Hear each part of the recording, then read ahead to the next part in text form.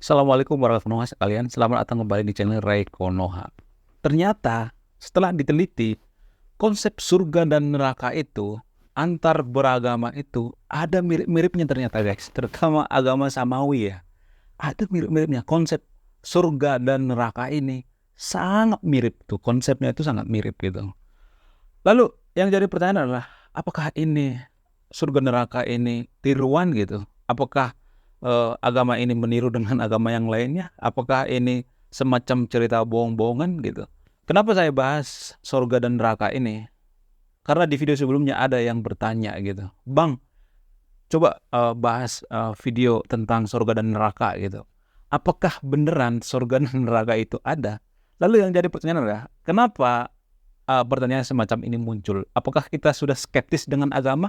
Tapi bukan itu tujuan saya ya. Tujuan saya bikin video ini bukan tujuan saya untuk untuk bikin Anda yang nonton video ini tidak beragama, skeptis dengan agama, tidak peduli dengan agama, tidak mau ibadah dan lain sebagainya. Jangan ditiru ya, jangan ditiru. Bukan itu tujuan saya. Tujuan saya bikin video ini adalah kita akan melihat konsep surga neraka itu dari berbagai sudut pandang agama ya, tidak hanya satu sudut pandang.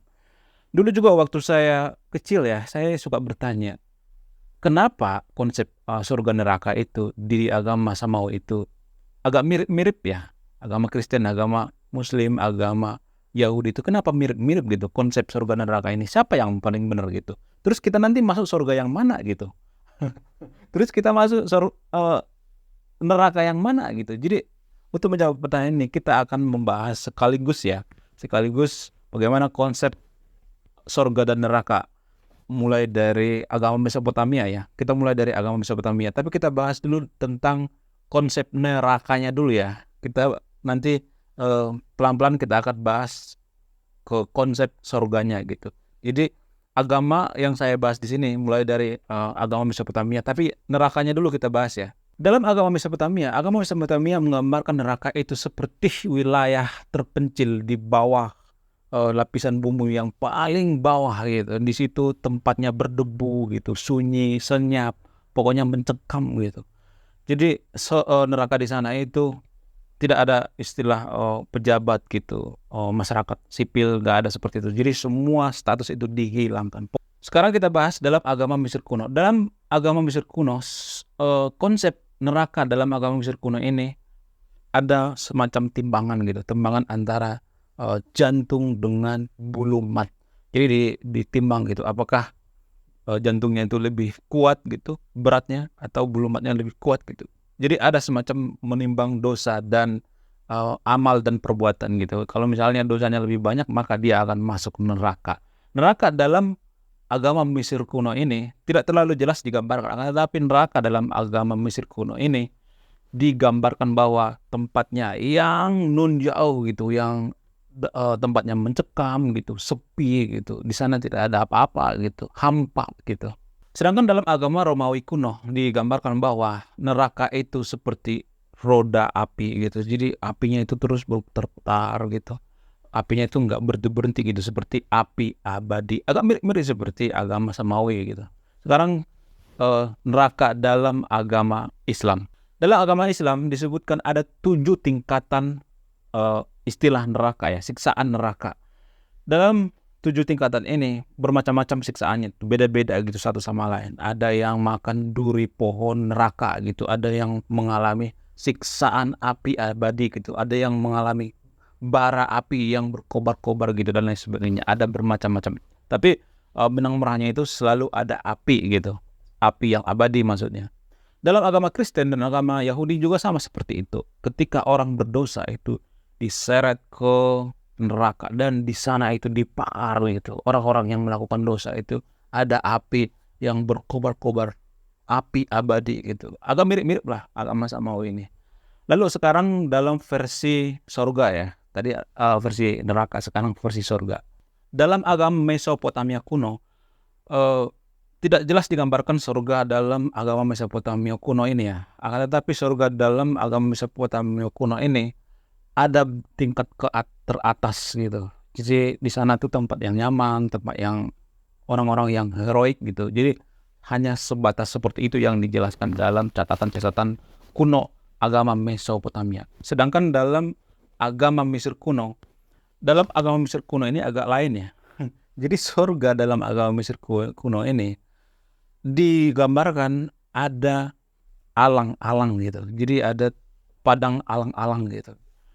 Jadi kalau kita berpikir secara rasional ya, masa surganya cuma itu doang? Kan kalau cuma itu doang, di sini juga banyak, di Konoha juga banyak alang-alang. Nah, kenapa bisa seperti itu? Karena kondisi letak geografisnya gitu. Kan di Mesir itu ya, di daerah gurun itu ya, jarang yang ada tumbuh-tumbuhan yang lebat gitu, seperti alang-alang gitu, padang rumput gitu, jarang kan seperti itu. Jadi itulah alasannya kenapa surga dan neraka saat itu bisa digambarkan di sebuah agama itu, karena kondisi sosial dan kondisi alamnya gitu. Kalau misalnya kita bergeser sedikit ke surga dan neraka agama Kristen gitu, atau agama Samawi lah, surga agama Samawi. Agama Samawi itu kalau dalam agama Islam itu, surga itu digambarkan seperti di sana ada sungai yang isinya susu gitu, terus berlimpah makanan, ada emas, ada permata gitu, ada seperti kebun-kebun, taman-taman gitu, taman-taman yang dikelilingi oleh buah-buahan gitu, tumbuh-tumbuhan, pemandangan yang indah gitu. Pokoknya di sana serba damai gitu. Kenapa bisa seperti ini? Karena apa? Karena di mana agama Muslim itu tercipta itu, yaitu di Timur Tengah. Di sana kan daerahnya gurun ya, daerahnya itu gersang gitu. Jarang ada tumbuh-tumbuhan yang lebat gitu. Kalau misalnya kita mengatakan, di Indonesia juga seperti itu, seperti di Bali kan, itu kan seperti surga gitu. Di situ banyak pemandangan-pemandangan yang bagus-bagus gitu, ada pohonnya, ada segala macam gitu. Jadi waktu agama Muslim ini ada di Timur Tengah, di situ kan daerahnya itu agak gurun ya. Jadi jarang kita melihat sesuatu yang tumbuh-tumbuhan yang lebat gitu, ada dikelilingi oleh sungai gitu dengan pemandangan yang indah dan lain sebagainya.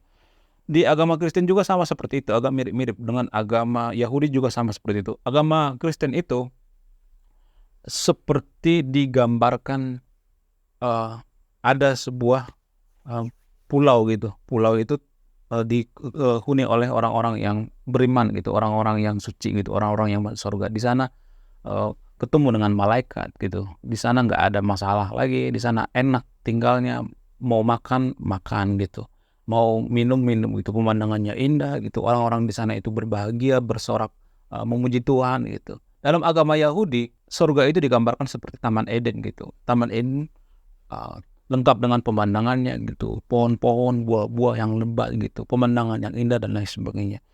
Jadi konsep surga dalam agama Samawi ini agak mirip-mirip guys gitu, agak ada mirip-miripnya gitu. Nah yang jadi pertanyaan adalah siapa yang meniru gitu? Apakah agama Yahudi yang meniru agama Kristen, atau agama Kristen yang meniru ke agama Islam? Kenapa ini bisa terjadi?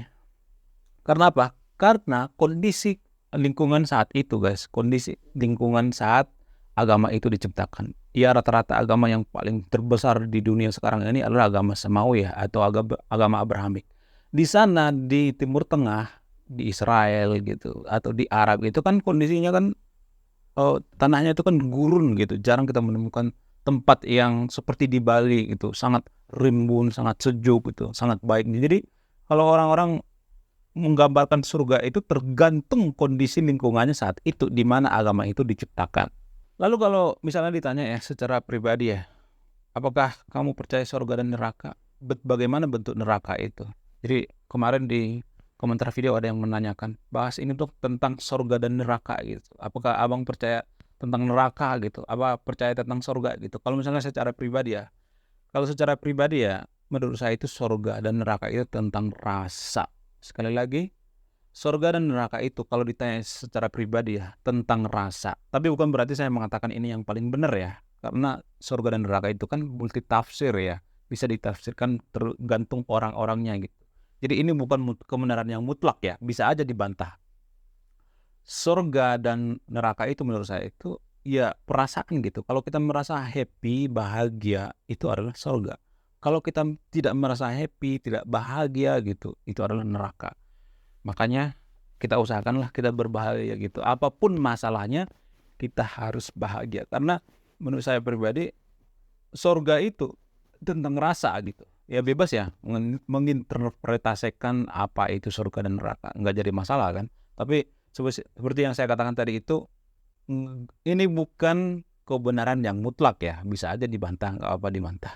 Nah yang jadi permasalahannya, kalau saya perhatikan di Konoha ya, sangat banyak orang terobsesi dengan surga akhirat, itu sangat banyak terobsesi dengan akhirat.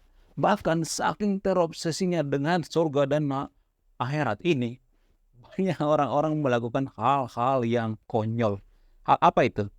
Salah satu contoh misalnya, ada banyak orang yang salah menginterpretasikan surga itu dengan salah kaprah. Biasanya, tapi tidak semuanya. Dia orang yang gagal di dunia, dia tidak mempunyai peran di dunia, dia merasa bahwa dunia ini adalah hanya persinggahan dan lain sebagainya. Sehingga banyak orang salah menginterpretasikan surga itu seperti misalnya, kalau melakukan sesuatu hal langsung masuk surga gitu. Contoh misalnya, ada banyak di Konoha itu, kalau misalnya bawa petasan ke rumah ibadah agama lain, misalnya bawa petasan gede gitu, lalu duar gitu, maka itu akan masuk surga. Ada yang mengatakan seperti itu, ada yang percaya seperti itu. Makanya timbullah kekacauan. Menurut saya pribadi, coba kita berpikir secara rasional. Bagaimana mungkin kita bisa masuk surga dengan membunuh orang lain? Coba kita berpikir secara rasional. Kenapa saya bikin konten ini? Karena saya kesel gitu. Ini keresahan saya pribadi ya. Karena banyak orang menginterpretasikan surga itu terlalu lebay gitu, terlalu berlebihan gitu, terlalu wow gitu. Jadi sehingga banyak menyimpangkan gitu esensi daripada surga itu. Padahal kalau misalnya kita berpikir bahwa surga itu tujuan kita yang paling utama. Terus kalau nggak ada surga gimana? Masa kita malas ibadah? Masa kita malas beragama kalau nggak ada surga? Seakan-akan kita menganggap surga itu adalah sebuah hadiah yang sangat besar gitu. Kalau kita melakukan ini langsung dapat hadiah. Enggak juga, bro. Banyak orang misalnya beragama, melakukan ibadah itu, dia nggak terlalu menginginkan surga. Surga itu kan hanya bonus. Bisa aja surga itu nggak ada, ya kan? Bagaimana coba kalau misalnya surga itu ternyata nggak ada gitu? Kan nggak ada yang tahu kan? Who know kan?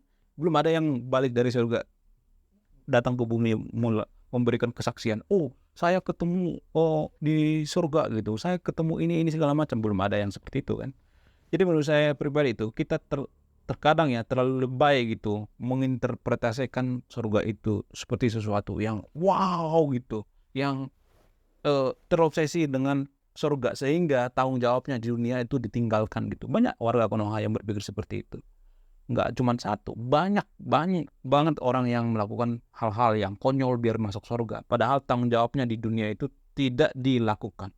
Kalau misalnya kita bertanya sama orang barat gitu, kita bertanya surga itu apa sih? Mereka akan menjawab bahwa surga itu ada di dunia, sehingga mereka peduli dengan dunia. Mereka membawa surga itu ke dunia. Mereka melakukan kebaikan-kebaikan gitu. Mereka menjaga alam, menjaga lingkungan dan lain sebagainya. Jadi surga itu banyak disalah tafsirkan ya, sehingga lebay gitu, pengertiannya lebay dan orang-orang malas dengan tanggung jawabnya di dunia, sehingga dia pengen cepat-cepat masuk surga gitu dengan cara yang konyol gitu, dengan cara yang tidak masuk akal gitu, dengan cara yang lebay gitu.